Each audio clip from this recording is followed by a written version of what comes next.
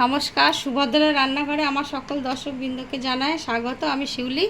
আজকে আমি তোমাদের একটা নতুন রেসিপি বানিয়ে দেখাবো, সেটা হচ্ছে মাছের ডিম। এই যে আমি মাছের ডিম নিয়ে চলে এসেছি। এখন তো বর্ষাকাল পড়ে গেছে, মাছের ডিম অ্যাভেলেবেল হয়ে গেছে, যে কোনো মাছ কাটলেই ডিম বেরোবে। যাই হোক, এটা রুই মাছের ডিম। তো আমি রুই মাছের ডিমের পকোড়া বানাবো। সেটা আমি প্রথমে এই মাছের ডিমটা একটু জল দিয়ে নুন হলুদ দিয়ে সিদ্ধ করে নেব, যাতে মাছের ডিমে যেন কোনো রকম কাঁচা ভাব না থাকে। দিয়ে তারপরে আমি মাখবো, তোমাদের সেটা আমি দেখাচ্ছি কিভাবে। আমি নুন জল হলুদ দিয়ে ফুটিয়ে রেডি করে নিয়েছি। এবারে আমি জলটা ফেলে কিভাবে মাখবো তোমাদের আমি দেখাবো কি কি দিয়ে মাখছি।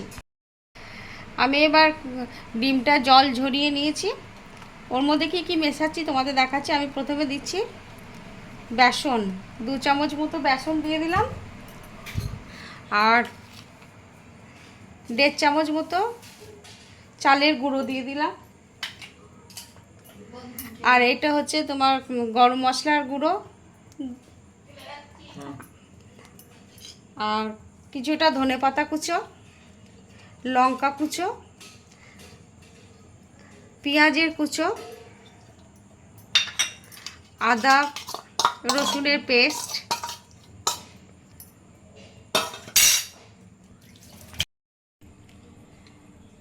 সামান্য 1 ফোঁটা হলুদের গুঁড়ো, Kashmiri red chilli powder, baking soda আর নুন, এগুলো সব আমি একবারে দিয়ে দিচ্ছি। এবার আমি ভালো করে হাতে করে এটাকে চটকে মেখে নেব। আমি বড়াটা যখন মাখি তখন চিনি দিইনি, কয়েক দানা চিনি দিয়ে দিলাম, তোমাদের ইচ্ছা হলে দেবে, না হলে দেবে না। আর একটু জিরের গুঁড়ো, একটু ধনের গুঁড়ো দিয়ে দিলাম, আর একটু পাতি লেবুর রস দিয়ে দিচ্ছি। ব্যাস, এবারে আমি এটাকে ভালো করে মেখে নেব। আমি কড়া বসিয়ে দিয়েছি, তেল গরম করে দিয়েছি। এবারে আমি একে একে পকোড়াগুলো ছাড়বো।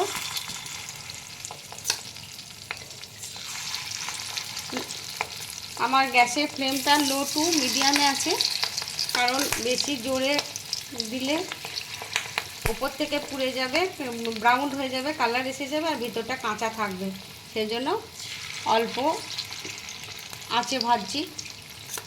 আর আমার ডিমগুলো কিন্তু সিদ্ধ করা আছে, ডিমটা আমি কিন্তু সিদ্ধ করে নিয়েছি, কারণ ডিম অনেক সময় মাছের ডিম খেয়ে অনেকের পেটের গন্ডগোল হয়। আর মাছের ডিম যদি সিদ্ধ করে ডিমের যে কোনো প্রিপারেশন করা যায়, তাহলে সেটা খেলে কোনো রকম পেটের গন্ডগোল বা অসুখ হবে না।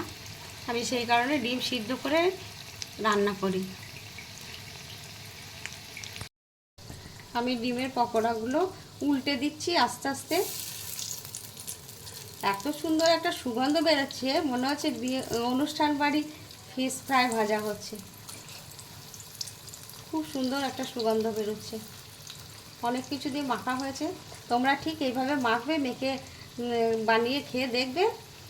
সত্যি করে আমি বলছি যে অসম্ভব সুন্দর হবে খেতে। আমার পকোড়াগুলো ভাজা হয়ে গেছে, সুন্দর ব্রাউন ব্রাউন কালার হয়ে গেছে। এবার আমি এগুলোকে উঠিয়ে নিচ্ছি, আর একদম মুচমুচ করছে।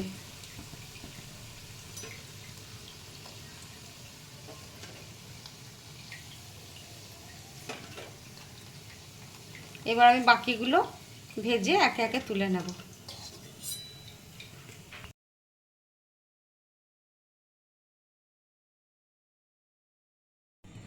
আমার মাছের ডিমের পকোড়া রেডি এবং সার্ভ করে দিয়েছি। তোমরা ঠিক আমি যেভাবে বানিয়েছি এইভাবে বানাবে, একবার অন্তত বানিয়ে খেয়ে দেখবে, অসম্ভব সুন্দর হয় খেতে। আর দেখো, খুব মুচমুচ করছে, আওয়াজ আসছে, একদম ভিতর থেকে ভাজা হয়েছে। যাই হোক, তোমরা সবাই আমার চ্যানেলটি এখনও যারা সাবস্ক্রাইব করোনি, প্লিজ তাদের কাছে অনুরোধ রইল আমার চ্যানেলটি একটু সাবস্ক্রাইব করে দেবে, আর বন্ধুবান্ধব আত্মীয় স্বজনদের সাথে একটু শেয়ার করে দেবে।